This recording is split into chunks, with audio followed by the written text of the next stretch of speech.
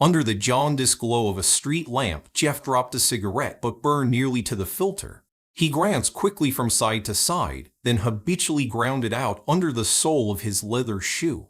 Damn it. He kicked his foot out, forgetting the sole was worn so thin it could practically breathe. The heat seared his footpad. A cold night wind whipped through the streets, now mostly empty save for a few distant figures hurrying along with their heads down, bundled in hats and scarves. Jeff turned up the collar of his greatcoat. The lapels, shiny with grime, gave him a small, pathetic sense of security of being hidden. Ahead was 128 Mink Street. The row houses from number 5200 were not for the fabulously wealthy, but they belonged to a solid middle class. This particular house was home to a family of three, a doctor, his schoolteacher wife, and their 7-year-old son.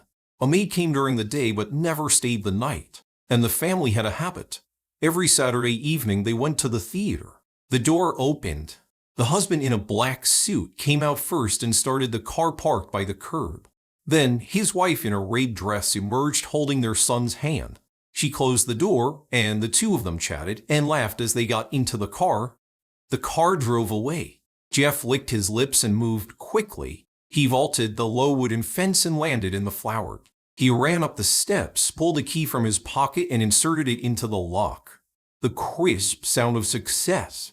3 months ago, while working for a moving company, Jeff had secretly made a copy of the new house ski. Back then, he had hesitated. He had already lost nearly everything to gambling. Now, there was no hesitation. He had nothing left and owed a fortune. He slipped inside and quickly shut the door. Tonight, he thought, you'll learn the importance of changing your locks after moving. He went straight to the second floor, using a flashlight instead of the house lights. The beam flickered unsteadily. Damn it, the batteries were low. He had spent his battery money on cigarettes.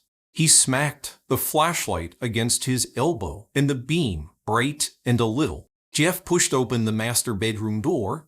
Inside was a large bed and several antique Minas-style cabinets. This was where the valuables would be. The hiss of static suddenly filled the room, followed by a voice from an old radio. "Welcome to the Rage Story Hour," a voice said. "I'm your old friend Alfred. The moonlight is beautiful tonight." The sudden sound made Jeff jump. "Damn it," he muttered, turning the radio off. Don't they know how to save electricity?